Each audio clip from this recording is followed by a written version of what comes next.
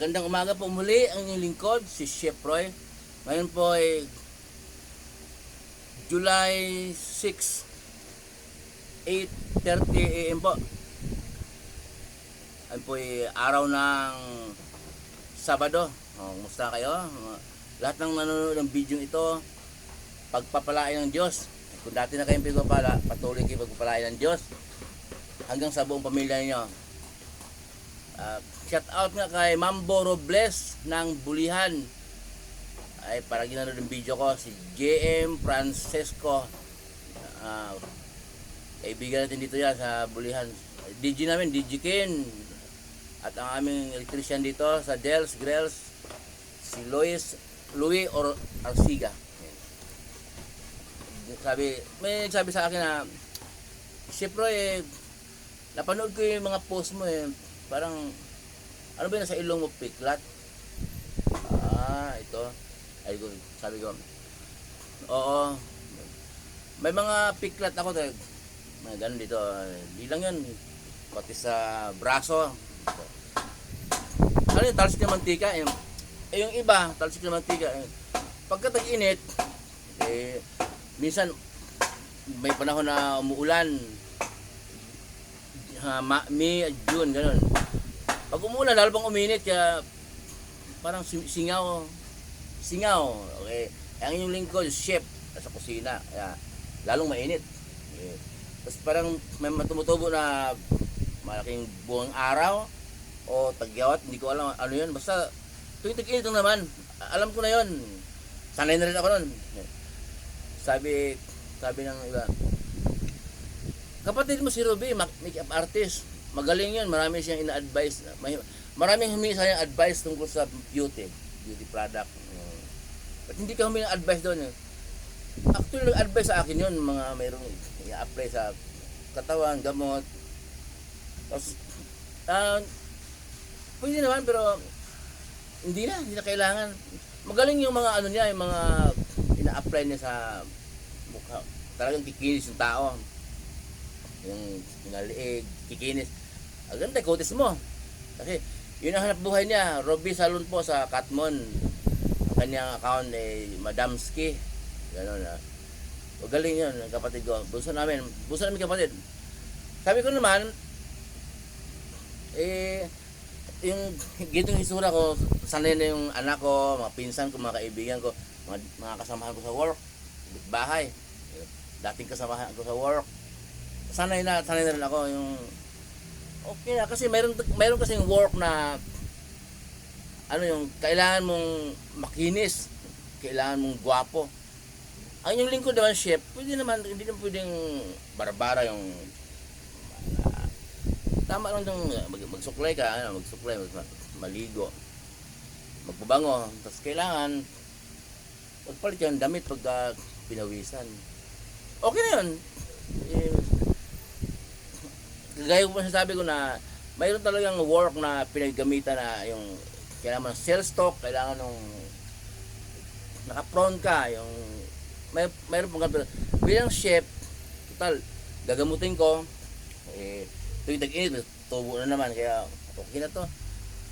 Yung iba naman, artista, talagang kanya-kanyang pinagkaloob ni Lord na biyaya. Artista ka. Pagka hindi mo iningatan yung balat mo, wala kang project, wala kang hanap buhay.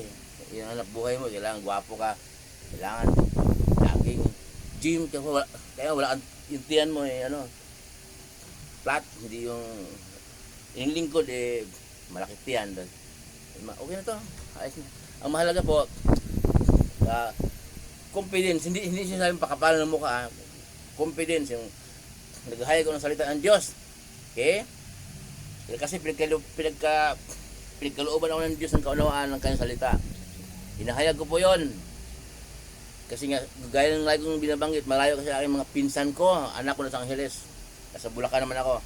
Mga kaibigan ko, malapit sa pamilya ko, mga kamag-anak ko, kapatid ko iba. Yung ibang pinsan ko at kapatid, nasa ibang bansa. O di magpupost pa ba ako ng mga patawa. Dati nagpupost ako ng kung ano pinagagawa ko. O din, total, nauso yung cellphone. Ang ipopost ko, maganda yung salita ng Diyos. Kaya, nag-upost ako sa salita ng Diyos, hindi hadlang po na haharap ako sa kamera na may piklat. Hindi hadlang yan. Ngipin ko may sira ko. Hindi hadlang yon. Basta kung ano ka, magpakatotoo ka, kung kaysa naman gagamit ng filter tapos pagdagkis sa personal, iba siyempre. Bakit pag nag-vlog siya, ang gwapo niya? Ay, gumagamit pala ng filter. Yung natural lang po. Tungkol po naman sa lagi ko pong binabanggit na sinashout out ko muna yung mga kamag-anak ko, kaibigan ko. Kinukuha ko po yung atensyon nila. Kasi po, ang sabi nga ni Pablo, wala daw siyang pananagutan sa Diyos. Dahil, sabi, wala akong pananagutan sa inyo. Hinayag ko na sa inyo ang salita ng Diyos na pinagkaloob sa akin. Okay? So si Pablo ang ginamit. Ang Diyos po gagamit ng tao sa lugar na yan pang magdala ng kanyang salita. Okay? Pero lagi pinaalala ng lingkod na ang Kristiyano ay, ang ibig sabihin ay sumusunod sa utos ni Jesus. Okay? Huwag po tayo maniwala na pag-usapan po namin minsan na ay dito ang ganda ng aquarium, bagong aquarium, pinost ko pa nga kanina eh. Usapan namin mga magkasama sa work na maganda ilagay ariwana.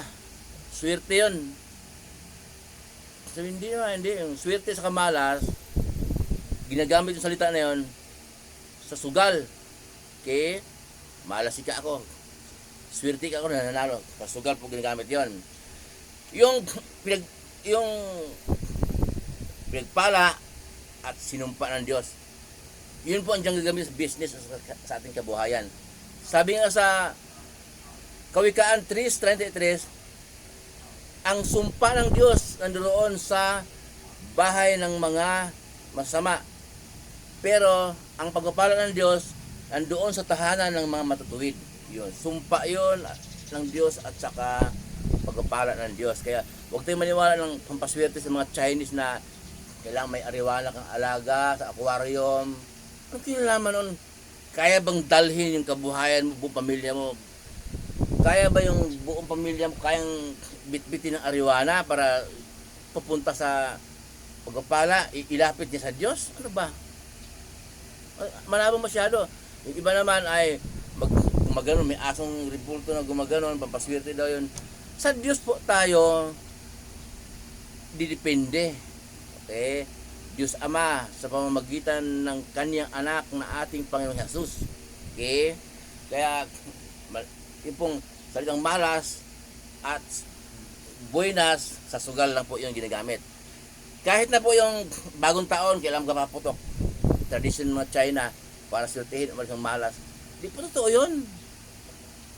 Gastos lang yun. Saka nakita mo naman, pinahintulutan ng Diyos na maputukan yung iba, putol yung kamay.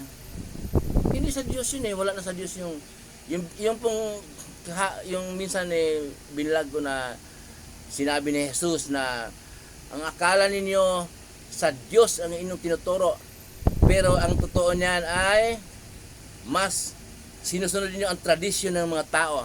Ano ba yung tradisyon ng mga tao? Yung tradisyon ng mga tao, yung swerte yan, ariwana, alagaan mo. Maglagay ka ng report ng aso na kung may kaway kasi may negosyo ka, swerte. Ganon. Kung ano ang tradisyon na nalalaman mo na gawa ng tao lang. Yun po ay pinagpasalamat po sa Diyos yan bago tayo matulog. Kahit na makikita o wala. Kasi nga, pag nakita ng Diyos na kontento ka at nakita ng Diyos na lagi kang nakikipag-usap sa Kanya, ang panalangin po ay pakikipag-usap sa Diyos. Nakita ng Diyos na narinig ng Diyos na lagi kang nagpasalamat sa Kanya at humingi ng tawad sa mga kasalanan natin, ay idaragdag yang mga bagay na yan kahit na hindi mo ihiling. Alam ng Diyos kung anong kailangan natin. Muli po ang inyong lingkod, si Chef Roy. Shout out na po sa lahat ng nanonood ng video ito. Lahat ng nanonood ng video ito, pagpapalain ng Diyos, pati na ang buong pamilya niyo.